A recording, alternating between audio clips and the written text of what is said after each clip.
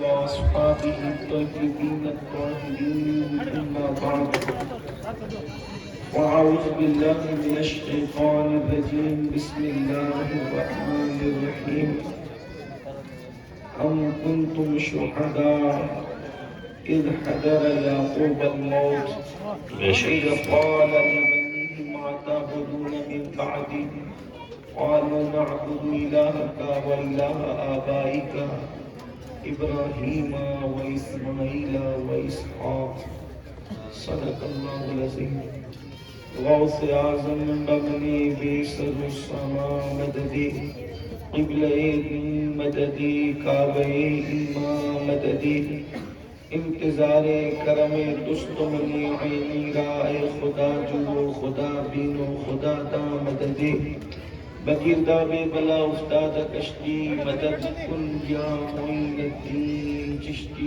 مدد کن یا معین الدین چشتی مدد کن یا معین الدین چشتی ممبر پر رونق افروز حضرت علامہ سید محمد علی صاحب متظل العالی حضرت علامہ اللہ بخش صاحب اشرفی متظل العالی ناظم ادارہ حضرت علامہ انوار احمد اشرفی صاحب حضرت علامہ شاہ نواز صاحب وہ جمیع علماء کرام حاضرین محفل عرش مقام سادات کرام السلام علیکم ورحمۃ اللہ وبرکاتہ۔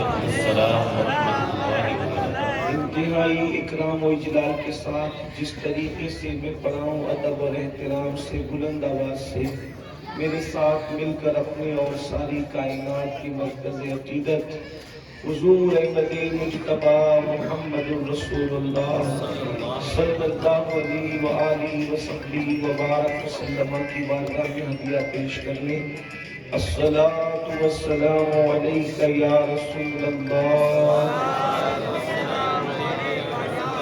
الصلاۃ والسلام علیک یا نبی اللہ الصلاۃ والسلام علیک یا حبیب اللہ وعلى آلك وأصحابك يا نور الله صلى الله تعالى عليك وسلم اللہ کی سرتاب قدم شان ہے یہ انسان ہی انسان و انسان ہے یہ قرآن تو ایمان بتاتا ہے انہیں ایمان یہ کہتا ہے میری جان ہے یہ آج دوپہر میں اس دھوپ کے وقت میں آپ کی اس علاقے میں دارالعلوم اہل سنت غوثیہ اشفاقیہ کا دستار بندی کا دستار حفظ کا یہ جلسہ اور آپ نے دستار کا منظر ملاحظہ کیا وقت مختصر ہے اور غالباً 5 بجے احناف کی اذان ہونی ہے اور جماعت بھی غالباً 5:15 کو ہوگی اس وقت تک جتنا وقت ہے تھوڑی دیر کے لیے کچھ باتیں توجہ طلب ہے ہر بات کو ایک فکر ہوتی ہے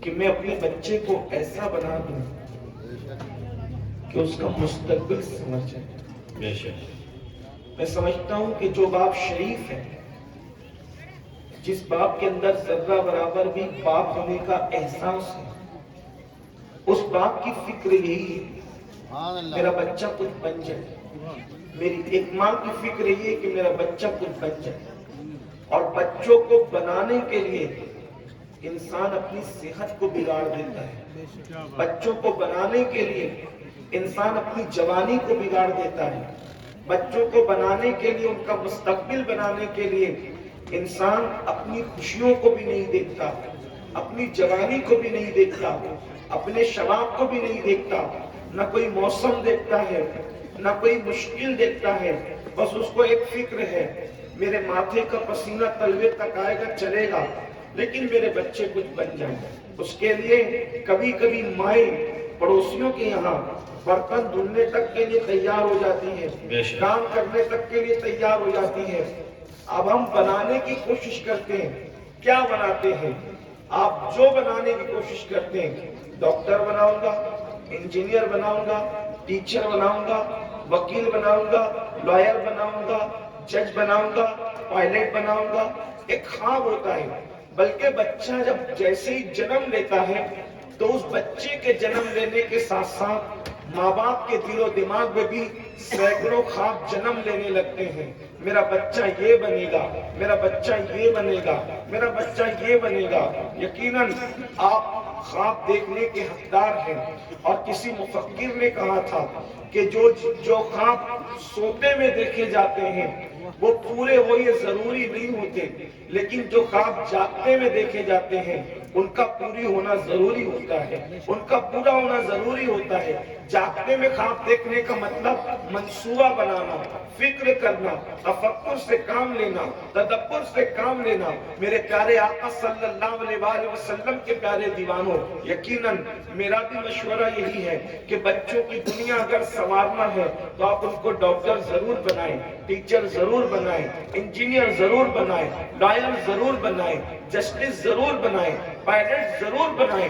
آپ ان کو جو بنانا چاہتے ہیں یقیناً وہ بنائیں۔ لیکن ایک چیز آپ سے پوچھتا ہوں، تھوڑا غور کرنا، میں آپ کی توجہ چاہتا ہوں۔ وہ چائے والے بھائی سے گزارش ہے کہ تھوڑی دیر کے لیے اگر چائے روک دے تو بڑی مہربانی، بعد میں ہم جو ہے وہ پانی چائے جو پینا ہے پی لیجئے گا۔ لیکن آپ سب کی توجہ، مائیں اور بہنیں بھی موجود ہیں، ان کی بھی توجہ۔ آپ نے اپنے بچے کو ڈاکٹر بنا دیا، اللہ نہ کرے اللہ کسی کو یہ دن دکھائے، لیکن آپ نے اپنے بچے کو ڈاکٹر بنایا، وہ ڈاکٹری کی ڈگری لے کر آیا، بلکہ ڈاکٹری کی ڈگری لے کر آنے ہی والا تھا۔ اللہ اکبر! تو ماں باپ کے دل و دماغ میں کتنے خیالات تھے، بچہ آئے گا، اس کے لیے کلینک کھولیں گے، ڈاکٹر بن گیا، ہاسپٹل کھولیں گے، یہ کریں گے، وہ کریں گے، پھر بچہ کمائے گا، پھر بڑی شان کی زندگی گزاریں گے۔ اللہ نہ کرے، ہزار بار نہ کرے، کروڑ بار نہ کرے، اللہ کسی دشمن کو بھی وہ دن نہ دکھائے کہ ڈاکٹری کی ڈگری لے کر کے بچہ آ رہا تھا اور اچانک ایکسیڈنٹ ہو گیا، یا گاڑی پلٹ گئی، گاڑی سے ٹکرا گئی، بچہ مر گیا۔ بولیے خواب چکنا چور ہوا کہ نہیں ہوا، ناکامی ہوئی کہ نہیں ہوئی؟ پھر چلے ٹھیک ہے، ڈاکٹر بن کر کے بچہ آ گیا۔ اب آنے کے بعد آپ سوچ رہے تھے کہ اس کا مستقبل سمجھ جائے گا ڈاکٹری کی ڈگری کے بعد، لیکن اس کا دواخانہ چلتا ہی نہیں، اس کا کلینک چلتا ہی نہیں۔ آپ اندازہ فرمائیں، میں خود ذاتی طور پر ایسے ڈاکٹرز کو جانتا ہوں جو ڈاکٹری کی فیلڈ میں ناکام ہو گئے، اور ناکام ہونے کے بعد کچھ لوگ جو وہ بزنس کرنے پہ مجبور ہو گئے، کوئی کئی نوکریاں کرنے میں مجبور ہو گئے۔ ایسے ڈاکٹروں کو میں خود جانتا ہوں اپنے شہر کے اندر، اور بھی تعلقات میں جانتا ہوں۔ اسی طریقے سے ٹیچروں کا معاملہ ہے، پروفیسر ہو کر کے ان کو نوکری نہیں ہے، اور وہ لوگ جو ہے ہمارے یہاں پر میں نے دیکھا کہ لوم چلا رہے، کپڑا بن رہے ہیں، قرض کی یہ ساری چیزیں ہیں۔ لیکن بہرحال سب اپنی جگہ ہے۔ ہم نے اپنے بچے کے مستقبل کو بنانے کے لیے بہت کچھ کیا تاکہ اس کا مستقبل، فیوچر، اس کا بھوشیہ بہتر ہو۔ ایک بات آپ کو بتاؤں، جو فیوچر ختم ہونے والا ہے، جو بھوشیہ ختم ہونے والا ہے، ہم نے اس کو بہتر بنانے کی کوشش کی۔ لیکن ایک فیوچر ایسا بھی ہے جو کبھی ختم ہونے والا نہیں ہے، ایک بھوشیہ ایسا بھی ہے جو کبھی ختم ہونے والا نہیں ہے۔ آپ اندازہ کریں، یہ چند دن کی دنیا کو بہتر بنانے کے لیے ہم نے بہت ساری ڈگریاں اپنے بچوں کو دلائی، لیکن وہ بھوشیہ اور وہ فیوچر جو کبھی ختم نہیں ہوگا، وہ کون سا فیوچر ہے جو کبھی ختم نہیں ہوگا؟ تو قرآن کہتا ہے وَالْآخِرَةُ خَيْرٌ وَأَبْقَىٰ، جو آخرت ہے وہ کبھی ختم ہونے والی نہیں ہے، اور آخرت یہ دنیا سے بہتر ہے۔ اللہ اکبر! اب آپ مجھے بتائیں، اس فیوچر کو بہتر بنانے کے لیے کہ میرے بچے کا فیوچر وہ بہتر ہو، یعنی میرے بچے کی آخرت بہتر ہو، میری بیٹی کی آخرت بہتر ہو، اس کے لیے ہم نے کون سی ڈگری دلائی؟ اللہ اکبر! ڈاکٹر بنے گا، ٹیچر بنے گا، انجینئر بنے گا، لائر بنے گا، تو ممکن ہے اس کی 2 دن کی دنیا سنور جائے، لیکن اس سے آخرت نہیں سنور سکتی، یہ ڈگریاں آخرت نہیں سنوار سکتی۔ آخرت کیسے سنورے گی؟ تو ایک ڈگری ہے اور اس کا نام ہے اسلام، دینداری۔ اللہ اکبر! جب تک یہ دینداری کی ڈگری، جب تک یہ دینداری کی ڈگری اپنے بچوں کو نہیں دو گے، اس وقت تک ان کی آخرت نہیں سمجھ سکتی۔ اور یاد رکھنا، ساری ڈگریاں قبر کے باہر رہ جانے والی ہے، مگر دین کی ڈگری قبر کے اندر بھی جائے گی، سبحان اللہ، محشر میں بھی کام آئے گی، اور یہی ڈگری جنت میں لے کر کے جائے گی۔ آج ہم اپنی دنیا کے لیے فکر کرتے ہیں، پھر کہہ رہا ہوں ہمیں دنیا پڑھانے سے کوئی اعتراض نہیں ہے، الحمدللہ۔ حالانکہ میں اپنا تعارف کبھی اس اعتبار سے نہیں کراتا، میں خود انگلش میڈیم اسکول اور جونیئر کالج کا چیئرمین ہوں، سبحان اللہ، لیکن میں نے اپنا تعارف کبھی اس اعتبار سے نہیں کرایا۔ میں نے جب بھی اپنا تعارف کرایا اسی اعتبار سے کرایا کہ یا رسول اللہ تجھ سے در اور در سے صد اور صد سے مجھ کو نسبت، میری گردن میں بھی ہے دور کا ڈورا تیرا۔ سبحان اللہ، دنیا پڑھانے کے مخالف نہیں ہے، ہم خود انگریزی ادارے قائم کر رہے ہیں، انگریزی اسکولیں قائم کر رہے ہیں، ہمارے امیر محترم سنی دعوت اسلامی کا ایک مشن ہی ہے۔ لیکن آپ سے یہ پوچھنا چاہتا ہوں، پھر اگر کسی کے دماغ میں بات ہو کہ ہم مخالف ہیں، تو کبھی مخالف نہیں ہے، ہم بچوں کو پڑھا بھی رہے ہیں، محنت بھی کر رہے ہیں، لیکن آپ سے کہتے ہیں کہ انبیاء کی فکر کیا تھی، فکر انبیاء کیا تھی، ہماری فکر کیا ہے؟ بچہ تاجر بنے گا کامیاب ہوگا، بچہ پڑھے گا لکھے گا کامیاب ہوگا۔ فکر انبیاء کی فکر کیا ہے؟ تو قرآن انبیاء کی فکر بیان کرتا ہے، اس کو سننے بہت لمبی نہیں کروں گا، اللہ اکبر، اس کو سنے۔ اللہ پاک فرماتا ہے اذ حضر یعقوب الموت، سبحان اللہ، بے شک ایک نبی کی موت کا ذکر ہو رہا ہے۔ اب یہاں تھوڑا توجہ سے سننا، بات آگے دھیرے دھیرے بڑھے گی۔ ایک نبی کی موت کا ذکر ہو رہا ہے، اس سے پتا چلا کہ نبی کو بھی موت آتی ہے۔ یہ اگر کسی کا دماغ ہے کہ نبی کو موت نہیں آتی یا نبی موت کا مزہ نہیں چکتے، تو وہ غلط عقیدے پر ہے۔ ہم اہل سنت و جماعت پر جو الزام ہے کہ ہم نبی کی موت نہیں مانتے، ہم آپ پہ یہ جھوٹا الزام ہے۔ ہم نبی کی موت مانتے ہیں، بالکل مانتے ہیں۔ چند انبیاء کے سوا ہر نبی کو موت آئی، ہر نبی کو موت آئی۔ خود ہمارے نبی صلی اللہ علیہ وآلہ وسلم نے بھی موت کی لذت کو چکھا، موت کے مزے کو چکھا۔ ہمارے آقا علیہ السلام کو بھی موت حضور کی بارگاہ میں حاضر ہوئی، لیکن اوروں میں اور ہم میں فرق یہ ہے کہ انبیاء کو موت آتی ہے، یہ ہم بھی مانتے ہیں اور دوسرے بھی مانتے ہیں، لیکن یہ دونوں مشترک ہے یہ ماننے میں۔ لیکن اب آگے بڑھ کر کے فرق ہوتا ہے، وہ یہ کہتے ہیں کہ مر کر اور انسانوں کی طرح نبی مٹی میں مل جاتا ہے، لیکن ہمارا عقیدہ یہ ہے کہ نبی کو موت آتی ہے، ایک لمحے کے لیے موت آتی ہے، پھر اللہ اس کو ہمیشہ کے لیے نئی زندگی عطا کر دیتا ہے۔ کہتے ہیں انبیاء کو بھی اجل آنی ہے، مگر ایسی کہ فقط آنی ہے، پھر وہی موت کے بعد ان کی حیات مثل صادق وہی جسمانی ہے، اس کی عظمت کو جائزہ نکاح، اس کا ترکہ بٹے جو فانی ہے۔ تو نبی اپنی قبر میں زندہ ہے، اس کا ثبوت حدیث ہے، صحیح کی حدیث ہے، ابو داؤد شریف کی حدیث ہے۔ میرے آقا فرماتے ہیں ان اللہ تعالی حرم علی الارض ان تاکل اجساد الانبیاء فنبی اللہ حی یرزق، کہ بے شک اللہ نے زمین پر حرام کر دیا کہ وہ نبیوں کے جسموں کو کھائے۔ آقا فرماتے ہیں فنبی اللہ حی، اللہ کا نبی زندہ ہے اور اس کو روزی دی جاتی۔ نعرہ تکبیر، نعرہ رسالت۔ یہ بار بار حافظ اللہ بخش صاحب نے فرمایا، مفتی صاحب نے یہ بار بار علماء کہتے ہیں اہل سنت کے عقیدے سے رہو، اہل سنت۔ یہ کیوں کہتے ہیں؟ انہیں کیڑا کاٹتا ہے جو یہ کہتے ہیں اہل سنت کے عقیدے سے رہو۔ ان کو کوئی پاگل پن ہے، یہ ایک ہی بات دہراتے ہیں۔ یہ اس لیے دہراتے ہیں کہ اور لوگ جو بولی بول رہے ہیں وہ نبی والی نہیں بول رہے ہیں، اور جو نبی والی بولی بول رہے ہیں اسی کو اہل سنت و جماعت، کیونکہ جب رسول اللہ کہے نبی اللہ حیٌ، اللہ کا نبی زندہ ہے. نبی کہہ رہے نبی زندہ ہے اور دوسرے لوگ کہہ رہے کہ وہ مر کے مٹی میں مل گئے. تو آپ دوسروں کے ساتھ کھڑے ہو. بلکہ یہ جملہ آپ سے پوچھوں، آپ مولوی کے ساتھ کھڑے ہو کہ نبی کے ساتھ؟ نبی کے ساتھ. آپ بتائیں. نبی پاک کہہ رہے کہ نبی زندہ ہے، اور میرے امام بریلی کے تاجدار اس کو حدیث کی ترجمانی کرتے ہوئے یوں کہہ رہے ہیں، تو زندہ ہے واللہ، تو زندہ ہے واللہ، میرے چشم عالم سے چھپ جا. سبحان اللہ. لوگ کہتے ہیں یہ حدیث نہیں پڑھتے، میں نے تو حدیث پڑھا. اب لوگ یہ بھی کہتے ہیں کہ زندہ ثبوت کیا، میں تو حدیث پیش کر دی. کہا قرآن پیش کرو تو قرآن کی آیت بھی پیش کر دیتے. قرآن کہتا ہے وَلَا تَقُولُوا لِمَنْ يُقْتَلُ فِي سَبِيلِ اللَّهِ أَمْوَاتٌ بَلْ أَحْيَاءٌ وَلَٰكِن لَّا تَشْعُرُونَ. جو اللہ کی راہ میں مارے جائیں، توجہ کرنا، جو اللہ کی راہ میں مارے جائیں انہیں مردہ مت کرو. توجہ، آپ تو نوجوانوں کی خاص توجہ. کیا کہا؟ فی سبیل اللہ، جو اللہ کی راہ میں مارے جائیں. اچھا، قرآن شہید کے لفظ نہیں کہہ رہا ہے کہ شہید ہو جائیں، نہیں کہہ رہے. کیا کہہ رہے؟ مارے جائیں. بھئی جو مارا جائے گا اسی کو تو مردہ کہا جائے گا.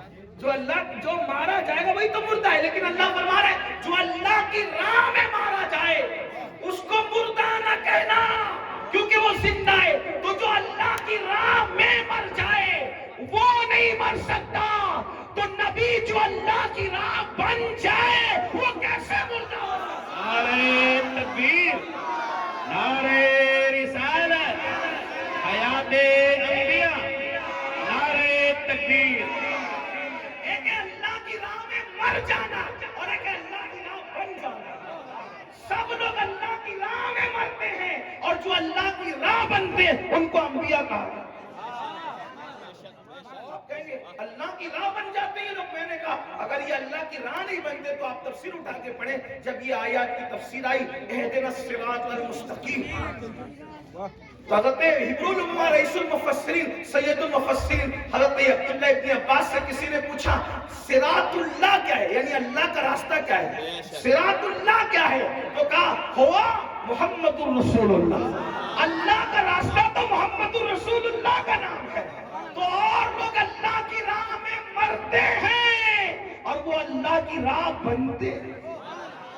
جو راہ میں مرے وہ نہیں مرتا، تو جو راہ بن جائے.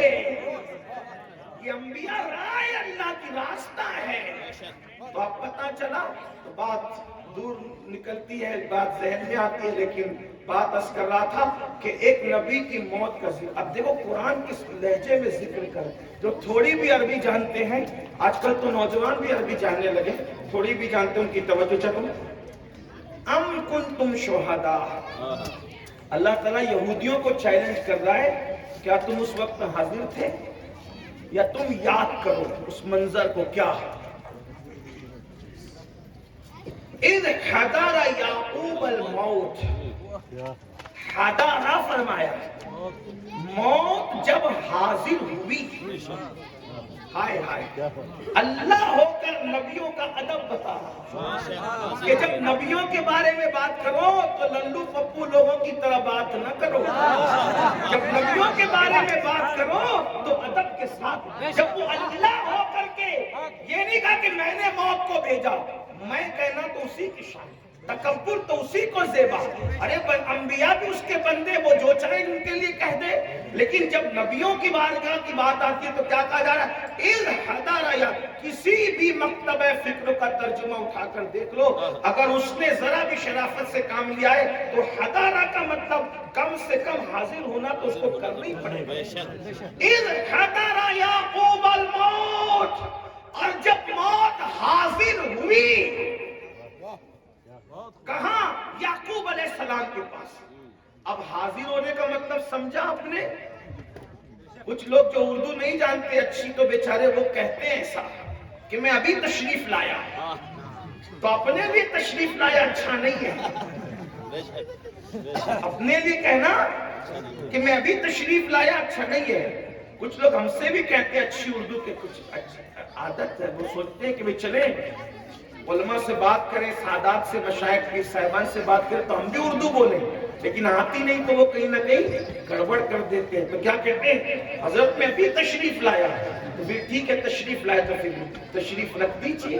جب تشریف لے ہی آئے ہیں، ایسا نہیں کہنا چاہیے اپنے لیے کہ تشریف لایا. جب اپنے لیے کہا جائے گا تو یہ کہا جائے گا کہ میں ابھی حاضر ہوا. یہ ہے نا، یہی بات ہے. کبھی کبھی ایسا ہوتا ہے کہ آدمی کو صحیح اردو نہیں آتی تو وہ غلطی کر جاتے ہیں. بے شمار لوگ ہم لوگوں کو بھی کہتے ہیں کہ وہ بات کرتے ہیں اردو میں تو کہہ دیتے ہیں کہ حضرت اگر گستاخی میں کوئی کمی رہ گئی ہو تو معاف کر دینا. تو ٹھیک ہے بھائی، آئندہ آئیں گے تو وہ کمی بھی پوری کر لینا. حالانکہ وہ ہم جانتے ہیں کہ وہ کہنا یہ چاہتے ہیں، وہ یہ کہنا چاہتے ہیں کہ بھئی اگر خدمت میں کوئی کمی رہ گئی ہو تو معاف کر دینا. لیکن اب وہ اچھی اردو بولنا چاہتے ہیں لیکن بول دیتے ہیں. کوئی بات نہیں، سمجھنا چاہیے، سمجھ. تو بہرحال اپنے لیے نہیں کہیں گے تشریف لایا، ہاں یہ کہیں گے حافظ اللہ بخش صاحب تشریف لائے، مولانا سید محمد علی صاحب تشریف لائے. لیکن اپنے بارے میں کہوں گا تو کہا میں جمعہ کی نماز میں حاضر ہو گیا. یہ ہے بولنے کا طریقہ. اب مطلب حاضر ہونے کا مطلب کہتے ہیں اب میں حاضر ہوا علامہ اللہ بخش کے پاس، حاضر ہوا مولانا انوار کے پاس، حاضر ہوا سید صاحب کے پاس، حاضر ہوا مفتی صاحب کے پاس.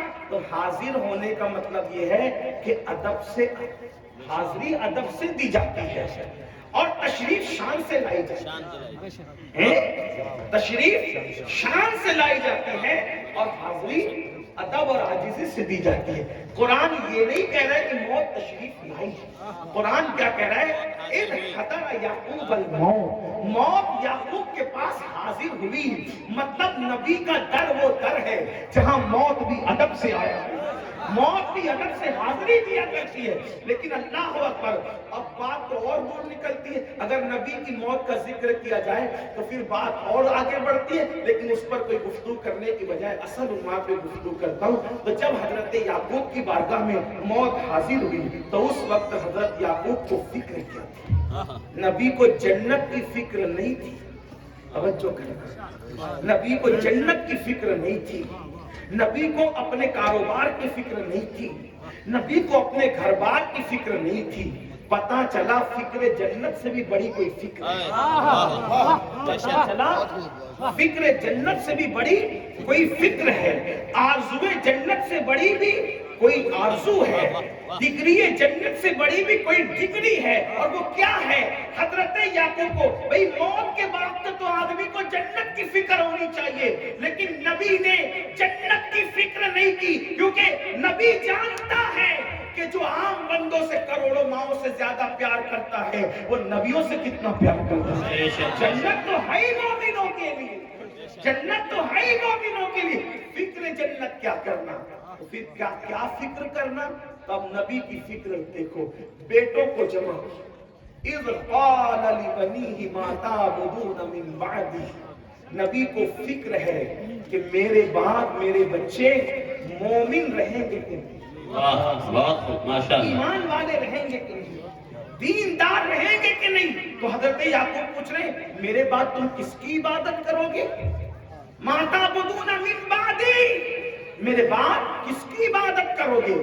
تو چونکہ نبی نے پوری زندگی تربیت کی تھی اللہ کی عبادت کرنا، دین پہ رہنا، اللہ کی عبادت کرنا، دین پہ رہنا، تو نبی مطمئن ہونے کے لیے فکر کر رہے ہیں کہ میرے بعد کس کی عبادت کرو گے. تو اس وقت آپ کے بیٹوں نے کہا قالوا نعبد الہک و الہ آبائک. کیا کہا؟ ہم عبادت کریں گے. دیکھو توحید بھی اب بیان ہو رہی ساتھ ساتھ، اس کو بھی سنیں. توحید، لوگ کہتے ہیں سنی توحید بیان نہیں کرتے.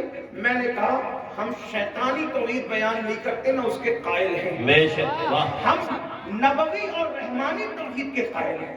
اب دیکھو توحید کیسے بیان ہو رہی، قرآن بیان کر رہا ہے. کیا کہا؟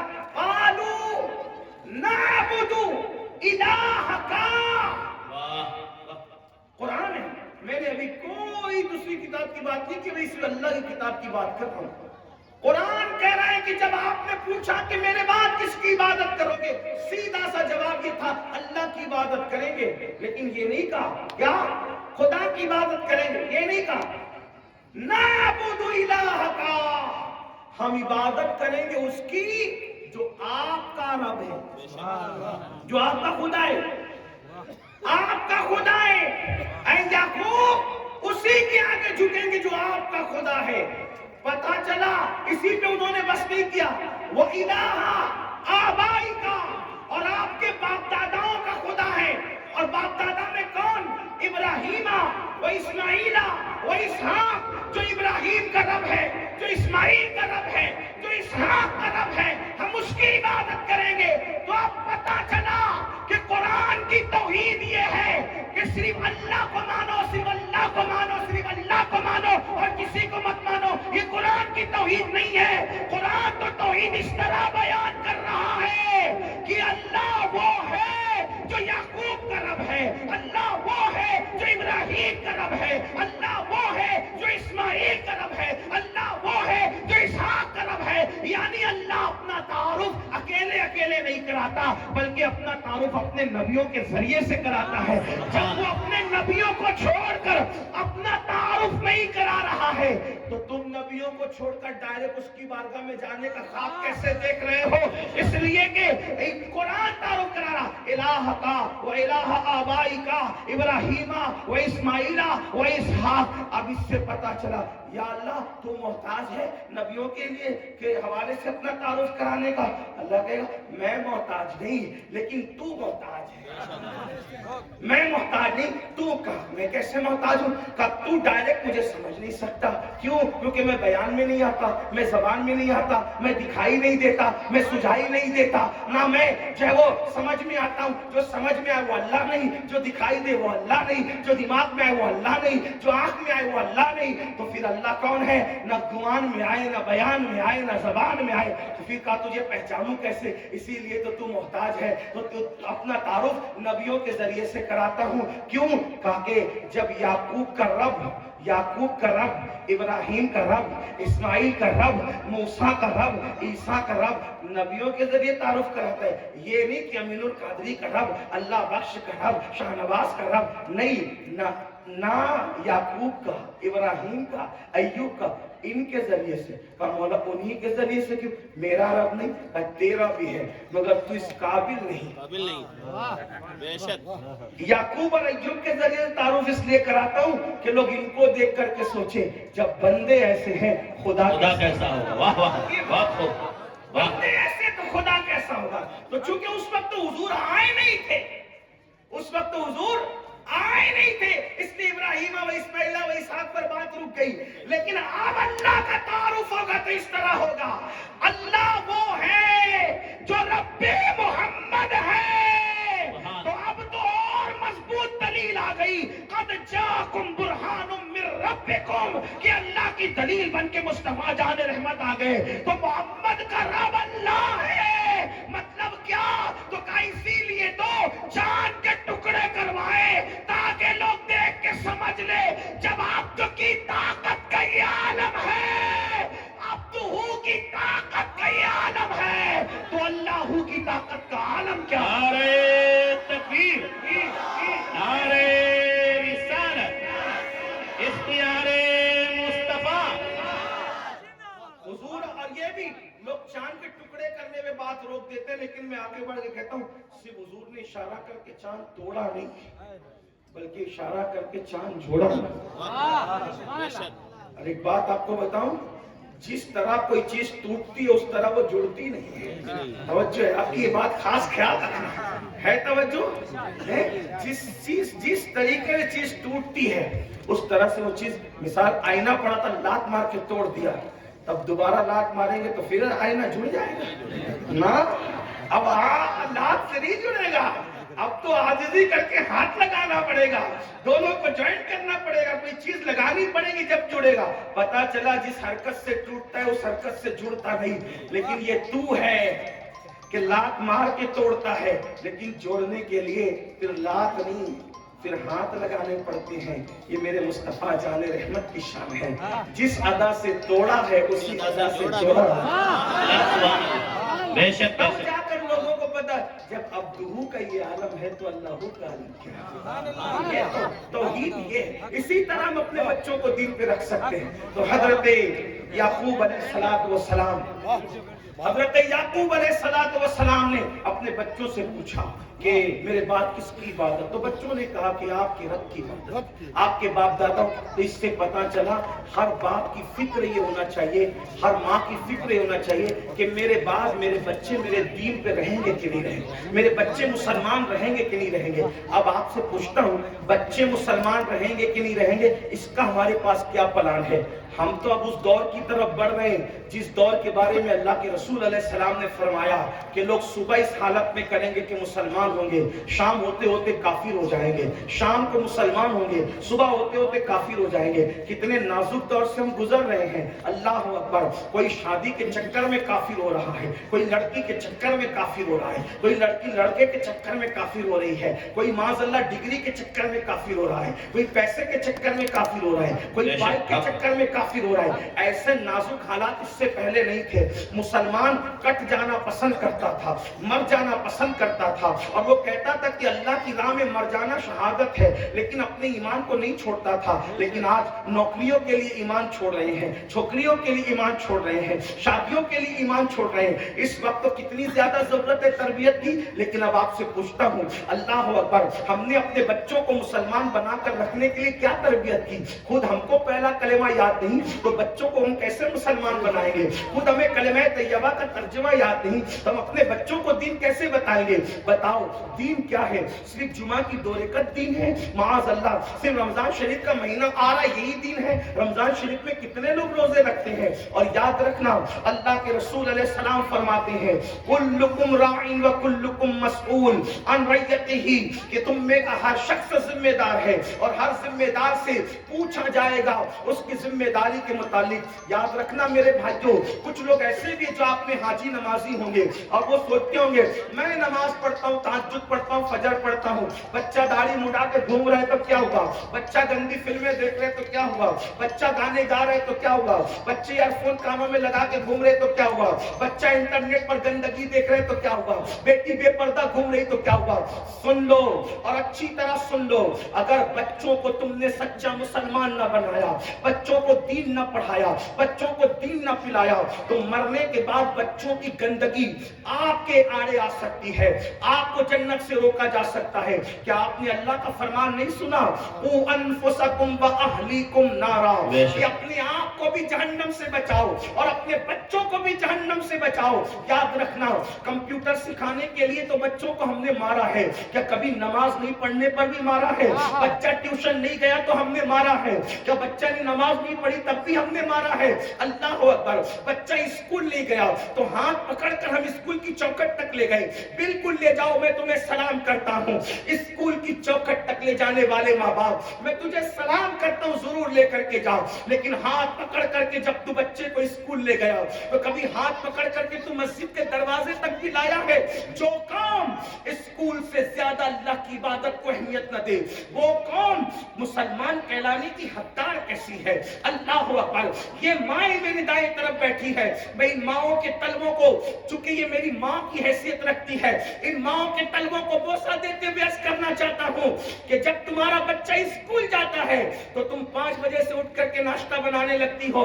क्या कभी संडे के दिन भी आप 5 बजे उठी हो? अल्लाह अकबर। क्योंकि बच्चे को स्कूल भेजने के लिए तो नींद खराब हो सकती है, फजर की नमाज पढ़ने पढ़ाने के लिए नींद नहीं खराब कर सकते। हम कैसे मुसलमान हैं? आज तो कहते हैं मुसलमान कट रहे हैं, मुसलमान मर रहे हैं, मुसलमानों के घरों पे बिल्डोजर चल रहे हैं। मैंने कहा अगर मुसलमान सच्चा मुसलमान बना होता तो अल्लाह न कभी इसके मकान पे बिल्डोजर चलता, न इसके ऊपर कभी जो है इस तरह की मुसीबतें आती। हम मुसलमान बनने का कहीं ढोंग तो नहीं कर रहे हैं। अल्लाह अकबर। किसी मुफक्किर ने कहा था जमीन पे इसलिए पिट रहे हो कि मुसलमान है, और जमीन के अंदर इसलिए पिटोगे कि मुसलमान सच्चे नहीं थे। अगर सच्चे मुसलमान बनो, चलना मुसलमान, बैठना मुसलमान, उठना मुसलमान, अकीदा मुसलमानों की तरह। याद रखना, बच्चों की सही तरबियत करो, वरना ये बच्चे कहां जाकर किस गड्ढे में गिरेंगे हम उसका अंदाजा नहीं कर सकते। और अगर आपने नहीं बनाया बच्चों को मुसलमान तो पछताना पड़ेगा कब्र में। आइए, शाह अब्दुल हक मुहद्दिस दहलवी रहमतुल्लाह अलैह एक वाकया बयान करते, उसको सुन लें, बहनें भी खास तौर। उलमा से पूछिए, जो बंदा सफर हज में मरे उसके बारे में आपका क्या ख्याल है? वो जन्नती है कि नहीं? بولو بھائی ہو تو بول دو، ڈرتے کیوں؟ میں کوئی جنات ہوں؟ بولو بھائی جو سفر حج میں مرے وہ جنت ہے کہ نہیں ہے؟ علماء بھی یہی کہتے ہیں، بلکہ یہ بھی حدیث میں آیا ہے کہ جو سفر حج میں مرتا ہے اللہ تعالیٰ ہر سال اس کو اس طرح سے حج کا شرف دیتا ہے کہ اس کے ہم شکل ایک فرشتہ پیدا کرتا ہے اور وہ اس کی طرف سے ہر سال حج کرتا ہے اور حج کا ثواب اس کو ملتا ہے جو حج کے سفر میں مرا تھا۔ اتنی بڑی سعادت ہے، قیامت تک وہ حج کا ثواب پاتا رہے گا۔ لیکن اب سننا، بچوں کی صحیح تربیت نہ کرنے کا نتیجہ، بچوں کو دین نہ پڑھانے کا نتیجہ، بچوں کو دین نہ سمجھانے کا نتیجہ، میں پھر کہہ رہا ہوں، میں کوئی تقریر نہیں کر رہا ہوں، میں کوئی تقریر، یہ میرے دل کا درد، ویسے بھی میں تقریر کرتا نہیں، زیادہ تر کوشش یہ کرتا ہوں کہ اپنے دل کا درد آپ لوگوں کے دلوں کی دہلیز پر کنڈیل کر کے چلا جاؤں۔ آپ کی توجہ، شیخ عبدالحق محدث دہلوی فرماتے میں حج کو گیا۔ عبدالحق محدث دہلوی کو جانتے ہیں کون ہے؟ علم حدیث ہندوستان میں جس نے عام کیا ہے اس مرد قلندر کو شیخ عبدالحق محدث دہلوی۔ سبحان اللہ۔ اور اللہ تعالیٰ نے اس بندے خدا کو وہ مقام عطا کیا تھا کہ جب یہ دلی میں تلاوت کرتے تھے تو ان کی تلاوت سننے کے لیے اللہ کے مقرب بندے حاضر ہوا کرتے تھے۔ سبحان اللہ۔ بلکہ بعض واقعات میں تو یہ ہے کہ حضور علیہ الصلوۃ والتسلیم تک ان کی تلاوت کی محفل میں تشریف لاتے ہیں۔ ان کی حوصلہ افزائی کے لیے وہ ہستی ہے شیخ عبدالحق محدث دہلوی۔ وہ واقعات پڑھنے کا موقع نہیں، لیکن توجہ کریں، آپ حج کو گئے، صاحب کشف تھے۔ ہمارے اہل سنت میں کشف اور بھی دوسری جگہ بھی ہے کشف، لیکن دوسروں میں ہمیں فرق یہ ہے کہ ہم ہر اللہ والے کے لیے مانتے، چونکہ ہر اللہ والا ہمارا ہے۔ لیکن کچھ لوگوں کا حال یہ ہے کہ وہ صرف اپنے مولانا لوگ کے لیے مانتے، دوسروں کے لیے نہیں مانتے۔ اگر آپ اس کو پڑھنا چاہتے ہیں تو علامہ ارشد القادری کا زلزلہ نامی کتاب پڑھیں، آپ کو کتاب پڑھیں تو آپ کو پتہ چلے گا کہ وہ اپنوں کے لیے صرف مانتے ہیں اور دوسروں کے لیے۔ لیکن ہمارا حال یہ، اللہ جو تیرا ہے وہ ہمارا ہے، جو اللہ والا ہے وہ ہمارا ہے، بس یہی بات ہے۔ تو لوگ کہتے ہیں غیر اللہ کو نہ مانو، غیر اللہ کو نہ مانو، میں تو یہ بھی کہتا ہوں بالکل نہ مانو، غیر اللہ کو بالکل نہ مانو۔ تو کہا کہ ایک ہے اللہ، ایک ہے غیر اللہ۔ میں نے کہا نہیں، تم صحیح نہیں کہہ رہے، ایک ہے اللہ، ایک ہے اہل اللہ اور ایک ہے غیر اللہ۔ یہ تین درجے جب تک آپ بیان نہیں کرو گے تو آپ بات سچی نہیں کر سکتے۔ جو اللہ کے دشمن ہے وہ غیر اللہ ہے، اللہ اللہ ہے اور دونوں کے بیچ میں ہے اہل اللہ۔ تو ہم اللہ سے کہتے ہیں اللہ ہم بھی غیر اللہ کو نہیں مانتے، لیکن تجھے بھی مانتے ہیں، اور جو اہل اللہ ہے جو تیرے والے ان کو بھی مانتے ہیں، سبحان اللہ، بے شک ان کو ہی مانتے۔ بہرحال تو شیخ صاحب حج کو گئے، صاحب کشف تھے۔ صاحب کشف کا مطلب یہ کہ یہ دو آنکھوں کے سوا اللہ تعالیٰ جو اس کا دوست ہو جاتا ہے اس کو تیسری آنکھ دیتا ہے، وہ ہے آنکھ دل کی آنکھ۔ تو وہ دلوں کے حالات جانتے، وہ قبروں کے حالات جانتے۔ آپ کہیں کیسے جان لیتا؟ کوئی حدیث ہے؟ میں نے کہا بالکل ہے۔ اگر آپ کی توجہ، آپ بے چین نہیں ہو رہے تو میں حدیث پڑھوں حدیث، مشہور حدیث ہے، مشہور حدیث ہے۔ دیکھو بخاری شریف کی، حضور علیہ السلام ایک سفر میں جا رہے ہیں، حضور بیٹھے ہوئے کھچر پر، کھچر سمجھتے ہیں؟ کھچر پر، کھچر بھدکنے لگا اور حضور کے ساتھ صحابہ بھی تھے۔ توجہ آپ کی، یہی ہے اشارت النص کی برکت۔ یہ تھوڑی مشکل ہے، علمی بات ہے، لیکن آپ جب اس کی ڈیپ میں جائیں گے تو پتہ چلے گا اشارت النص کا کیا مطلب۔ کوئی بات بولی جاتی ہے تو ایک ہوتا ہے اس کا واضح صاف مفہوم، اور ایک ہوتا ہے اس بات سے جو اشارہ نکلتا ہے اس کو علماء علم کی زبان میں کہتے ہیں اشارت النص، ٹھیک ہے۔ اب حضور کھچر پہ جا رہے ہیں اور قبروں کے قریب جا کر کھچر بھدکنے لگا، اور حضور علیہ السلام اکیلے تو تھے نہیں، صحابہ ساتھ میں تھے۔ صحابہ کی سواریاں نہیں بھدکی، حضور کی سواری بھدکی۔ کیوں بھدکی؟ صحابہ کی نہیں بھدکی، یہ اشارت النص کی بات ہے۔ کس کی بھدکی؟ صرف حضور کی۔ اور حضور جب سواری بھدکی تو حضور نیچے اترے اور فرمایا یہ کھچر اس لیے بھدک رہا ہے کہ یہ قبر والوں پہ عذاب ہو رہا ہے۔ پتا چلا حضور جس جانور پہ بیٹھ جائے، حضور جس جانور پہ بیٹھ جائے اللہ اس کی دعوت دے دیتا ہے کہ قبر میں کیا ہو رہا ہے اس جانور کو بھی پتا. سبحان اللہ سبحان اللہ ارے ماشاء جس اللہ. میں بیٹھ جائیں اس جانور کی یہ شان ہے تو اس بیٹھنے والے کی نگاہوں کی شان کا عالم ہے. اور کوئی غیب کیا تم سے نہا ہو بھلا جب نہ خدا ہی چھپا تم پہ کروڑوں. بدکا تو حضور ہی کا ماننا پڑے گا نا کہ اس میں بھی کچھ ہے کیونکہ اس پہ حضور بیٹھے. ہائے ہائے بیٹھنے کی یہ شان ہے, بیٹھنے والے کی کیا شان. تو اللہ تعالیٰ تیسری آنکھ دیتا ہے کس کو؟ اللہ والوں کو جو کشف کے ذریعے سے جان لے. اسی لیے اللہ کے رسول فرماتے ہیں اتقوا بفراست المؤمن فإنه ينظر بنور اللہ تعالی. مومن کی تیسری آنکھ کے دیکھنے سے بچو. فراست کہا لیکن میں اس کو سمجھانے کے لیے اردو کا مکمل لباس پہنا کر کے پیش کر رہا ہوں کہ مومن کی تیسری آنکھ کے دیکھنے سے بچو. کیوں؟ اس لیے کہ وہ اللہ کے نور سے دیکھتا ہے. سبحان اللہ سبحان وہ اللہ بے اپنی شک. آنکھ سے دیکھتا ہے وہ اللہ کے. حالانکہ تیری آنکھ بھی اللہ کے نور کی خیرات ہے لیکن وہ خصوصی معیت خدا کی جلوہ گری وہاں ہوتی ہے. تو بہرحال تو صاحب کشف تھے شیخ صاحب فرماتے میں حج کو گیا. حج کو جانے کے بعد میرے دل میں خیال آیا کہ جنت المعلا مطلب مکے کا قبرستان, اس کو کیا کہتے ہیں؟ جنت المعلا.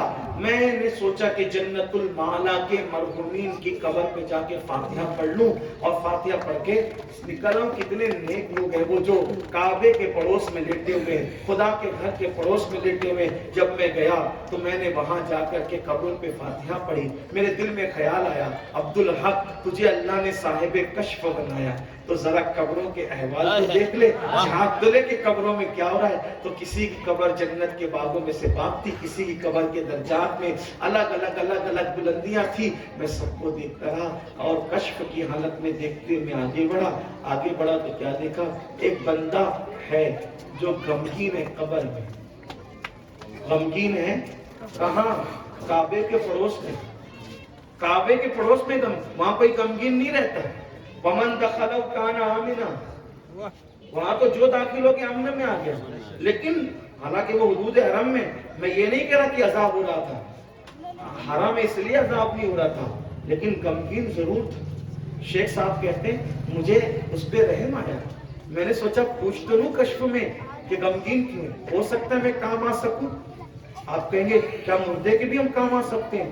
تو میں نہیں کہتا, لاڈنوں ہے کہوں گا تو ہو سکتا کسی کو تکلیف ہو. اللہ کے رسول کی حدیث ہے, آقا فرماتے ہیں مرنے والا ایسے سہارے کو تلاش کرتا ہے جیسے ڈوبنے والا تنکے کا سہارا تلاش کرتا ہے, اور مرنے والے کو تمہاری دعائیں مغفرت کا سہارا دیتی, تمہاری دعائیں مغفرت کا سہارا دی. اسی لیے مرحومین کے لیے مغفرت کی دعا کرنا چاہیے. تو بہرحال شیخ صاحب کہتے ہیں کہ میں نے سوچا پوچھوں غمگین کیوں ہے. میں نے پوچھا اللہ کے بندے غمگین کیوں ہے؟ تو اس نے کہا حج پہ آیا تھا اور اچانک انتقال ہو گیا. ارے حج پہ آیا تو انتقال ہوا اور تم غمگین ہو؟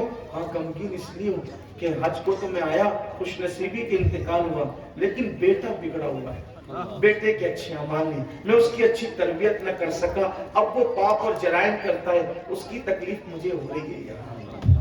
اس کو خبر ہی نہیں, وہ اپنی دنیا میں مست ہے, وہ اپنی مستی میں مست ہے اور یہاں میں تکلیف میں ہوں. عبدالحق آپ اللہ کے ولی ہو, اگر مجھ پہ احسان کر سکتے تو احسان میرے بیٹے کو کہہ دو کہ اس کے پاپ اور جرائم کی وجہ سے میں تکلیف میں ہوں. خدا کے لیے میں اس کی تربیت تو نہ کر سکا لیکن یہ پیغام اس تک پہنچا رہا ہوں کہ وہ سدھر جائے. جب تک وہ نہیں سدھرتا میری وہ نیکیوں کی برکتیں مکمل مجھے نصیب نہیں ہوتی. میں حج کے موقع پہ مرا ہوں لیکن اس کے باوجود بھی غمگین اس کے جرائم کی وجہ سے. شیخ صاحب کہتے ہیں میں نے حج مکمل کیا اور بتائے ہوئے ایڈریس کے مطابق جب میں وہاں پہنچا تو میں نے پوچھا کہ بھائی تم فلاں کا پتہ جانتے ہو؟ کہا وہ تو میرے باپ تھے, انتقال ہو گیا. کا سفر حج میں کہا آپ کیسے جانتے ہیں؟ کہا میں حج کو گیا تھا اور سارا واقعہ میں نے بتایا. کہا تیرا باپ غمگین ہے تیرے جرائم کی وجہ سے, تیرے گناہوں کی وجہ سے. سفر حج میں مرنے کے بعد بھی تیرے جرائم اس کو دکھ دے رہے. اگر تو گناہوں سے رک جائے تو ابھی اس کے درجات کہاں کے کہاں ہو جائیں. تو کہا اگر میرے گناہ سے میرے باپ کی تک کو تکلیف ہے آپ گواہ ہیں, میں ابھی توبہ کرتا ہوں. اس نے توبہ کی اور توبہ کرنے کے بعد پھر کہا حضرت آپ اتنا بڑا احسان مجھ پہ میرے باپ پہ کیا، ایسے تو جانے نہیں دوں گا، میرے گھر قیام کریں۔ روکا، عزت سے روکا، اور روکنے کے بعد اسی رات شیخ صاحب نے بھی خواب دیکھا اور اس بیٹے نے بھی خواب دیکھا، کہہ رہے تھے اللہ تمہیں جزائے خیر دے۔ بیٹے نے توبہ کیا کر لی، قبر جنت کے باغوں میں سے باغ بنا دیا۔ یہاں آخری بات یہ کہنا چاہتا ہوں، باپ اگر سفر حج میں مر جائے تو بیٹے کے گناہ حرم کے قبرستان میں باپ کو دکھی کر سکتے ہیں۔ تو رات کی تاریکیوں میں گندی فلمیں دیکھنے والوں، کم از کم نہیں کسی کا خیال ہے تو اپنے باپ اور اپنی ماں کا تو خیال۔ نمازوں کو ترک کر کے مسجدوں کو ویران کرنے والوں، نہیں کسی کا خیال ہے تو اپنے وہ ماں باپ کا خیال کرو جو قبروں میں چلے گئے۔ جس ماں نے 2 سال تک کی اپنا خون جگر پلا کر کے دودھ ہمارے منہ میں منتقل کیا، جس باپ نے اپنا پورا شباب ہماری خاطر قربان کر دیا، کیا یہ خیال نہیں کرتے کہ ہمارے جرائم اور پاپ ہمارے ماں باپ کو تکلیف کا سبب نہ بن جائے؟ وہ تو حرم کا ماں دکھی کر دیا گیا، ارے یہاں تو عذاب کی شکل بن جائیں گے ہمارے جرائم۔ اگر اپنے ماں باپ سے پیار ہے تو اپنے ماں باپ کی خاطر گناہ چھوڑ دو۔ حجام کی کرسیوں پہ بیٹھ کر کے داڑیاں منڈا کر مشرک اور یہود و نصارہ کی طرح چہرے بنانے والوں، نبی اور خدا کے دشمنوں کی طرح چہرے بنانے والوں، کبھی خیال نہ آیا یہ وسترا میرے چہرے پہ چلتا ہے تو میرے ماں باپ پر کیا چلتا ہوگا ادھر قبر کے اندر؟ انہوں نے تربیت نہیں کی، ان کی کمی تھی، لیکن ہم تو سدھر جائیں، ہم تو نیک بن جائیں تاکہ ہماری نیکیاں ہمارے ماں باپ کو کام آئیں۔ تو 2 باتوں میں سے ایک بات تو یہ، سدھر جاؤ کہ تاکہ مرے ہوئے باپ ماں باپ کو دکھ نہ ہو، تکلیف نہ ہو، اور اپنی اولاد کو سدھار کر مرو، اپنی اولاد کو سدھار کر مرو تاکہ مرنے کے بعد ہمیں پچھتانا نہ پڑے۔ سب بناؤ، پہلے دیندار بنو، اپنے بچوں کی تربیت خود کرو، یہ نہیں کہ کسی کے حوالے کر دیا۔ بچوں کو عادت ڈالو۔ دیکھو تربیت کے کچھ مراحل ہیں، بہنیں موجود ہے، 2-3 منٹ آپ کا اور لوں گا۔ بچوں کو کھانا کھلائیں، الگ نہ کھلائیں، اپنے ساتھ بٹھا، ان کو کھانے کا طریقہ سکھائیں۔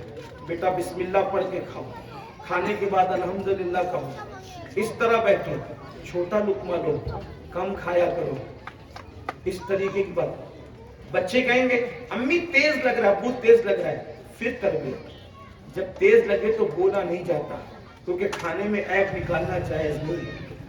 جتنا کھانا کھائے کھا لو، اگر کچھ اس میں عیب ہے، نمک زیادہ ہے، مرچ زیادہ ہے، جتنا لگے کھا لو، چپ چاپ اٹھ جاؤ۔ جو کھانے میں عیب نکالتا ہے اللہ کی رحمت اس سے روٹ جائے۔ روٹی سے ہاتھ مت پوچھو۔ میں کچھ دیکھتا ہوں کچھ صوبے والوں کو ہندوستان میں، پہلے تو لوگ ہاتھ دھوئے بغیر ہی بیٹھ جاتے ہیں، بہت سے لوگ ہاتھ دھوئے بغیر بیٹھتے ہیں۔ آپ کے راجستھان میں بھی میں زیادہ تر دیکھتا ہوں کہ لوگ ہاتھ دھوئے بغیر ہی کھاتے، بلکہ کھانا لا کر کے رکھ دیتے تو پھر بولو ہاتھ دھونے لاؤ تو پھر تولا تو دو بھاگ کر کے پھر لاتے ہیں۔ زیادہ تر لوگ ہاتھ دھوئے بغیر نہ کھاؤ۔ کیا ہوگا ہاتھ دھونے سے؟ جو ہاتھ دھو کر کھائے گا، ہاتھ دھو کر کھانے کی برکت پہلی ہے، جو ہاتھ دھو کر کھائے گا اس کے گناہ دھل جائیں گے، اور جو کھانے کے بعد ہاتھ دھوئے گا اس کی روزی میں کبھی تنگستی نہیں آئے گی۔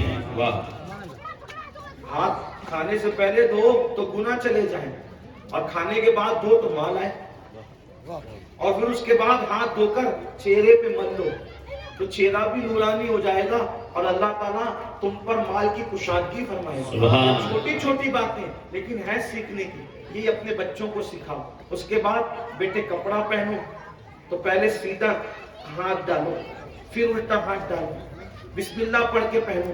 سوتے وقت بستر جھٹکو، بستر صاف کر کے بستر پہ جاؤ۔ استنجا کرو بیٹا تو بیٹھ کے کرو۔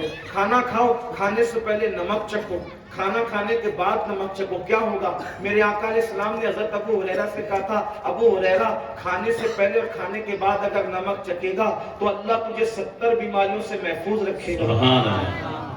اس طرح کی تربیت کرو۔ جو بیٹیاں ہیں آپ کے گھر کی بیٹیاں، ان کو بچپنے سے جینس اور ٹی شرٹ بچپنے سے مت دیں۔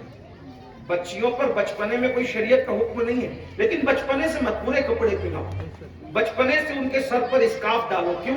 اس لیے کہ بچپن سے جب عادت پڑے گی تو جوان ہو کر وہ کبھی آدھی آستین کے کپڑے نہیں پہنے گی، جوان ہو کر وہ کبھی پتلے کپڑے نہیں۔ تربیت کا وقت جوان کے بعد ہی، سمجھداری کے بعد ہی، بچپنے سے. اپنے بچوں کو بچپنے سے دین پلاؤ، اپنے بچوں کو بچپنے سے سنیت پلاؤ، اپنے بچوں کو بچپنے سے مسلک پلاؤ. تو بچپنے کی جو چیز ہوتی ہے وہ آگے پروان چڑھتی ہے. تربیت کرنا آپ کی ذمہ داری ہے. لیکن بہت افسوس سے کہنا پڑتا ہے، پہلے ماں باپ مر جاتے تھے تو بچے یتیم ہوتے تھے. اب ماں باپ کے جیتے جی بچے یتیم ہو رہے ہیں. وجہ یہ ہے کہ نہ باپ کا پیار ملتا ہے، نہ ماں کا پیار، نہ باپ کی تربیت، نہ ماں کی تربیت. باپ آتا ہے گھر میں، موبائل لے کر بیٹھ جاتا ہے. ماں گھر میں کھانا پکا کر فارغ ہوتی ہے، وہ ٹی وی کا منہ پکڑ کر بیٹھ جاتی ہے. بچوں کی تربیت کون کرے گا؟ تربیت کے بغیر کوئی چارہ نہیں. اور ایک بات یہی بتا دوں، لیکن تربیت کرنے کے بعد بھی ایک اور مرحلہ باقی رہتا ہے، بہت بڑا مرحلہ. کیا؟ تربیت پوری کرو لیکن ہاتھ اٹھا کر تنہائی میں دعا کرو، اللہ میں نے اپنا کام کر دیا لیکن میں سدھار نہیں سکتا. کیوں؟ من یهده اللہ فلا مضل لہ ومن یضلل فلا ہادی لہ. اللہ جس سے ہدایت دے اسے کوئی گمراہ نہیں کر سکتا، اور اللہ جس سے گمراہ کرے اسے کوئی ہدایت نہیں دے سکتا. تو اللہ سے دعا کرو، اللہ میرے بچے کو تو سدھار. یہ دعا ہونا چاہیے. کیوں؟ نبی کی دعا ہے، ربی جعلنی مقیم الصلاۃ ومن ذریتی. اللہ مجھے نماز قائم کرنے والا بنا اور میری اولاد کو نماز قائم کرنے والا بنا. آپ سے پوچھتا ہوں، کیا نوح علیہ السلام نے بیٹے کی تربیت نہ کی ہوگی؟ کوئی کمی رکھی تھی بیٹے کی تربیت؟ تربیت کی، لیکن پھر بھی بیٹا بگڑا کہ نہیں بگڑا؟ کیوں؟ اس لیے تربیت بھی کرو اور ساتھ ساتھ اللہ کو سونپو، دعا بھی کرو. اگر دعا کرو گے انشاءاللہ دعا کی برکت سے آپ کی اولاد سدھر جائے گی. بلکہ کہو جہاں پر تربیت ناکام ہو جاتی ہے وہاں دعائیں ماں باپ کی کام کرتی ہے. کیونکہ میرے آقا نے فرمایا باپ کی دعا اولاد کے حق میں ایسی ہے جیسے مجھ محمد کی دعا میری امت کے لیے ہوا. اس لیے اپنی اولاد کو سنوارو. اللہ کرے ہم سب کی اولاد نیک بنے، پرہیزگار بنے، دیندار بنے. اور اولاد کو نیک بنانے کا سب سے بڑا ذریعہ دین پڑھانا ہے. مدرسوں میں بھیجتے ہیں، مکتبوں میں بھیجتے ہیں، اس کی طرف توجہ. السلام علیکم.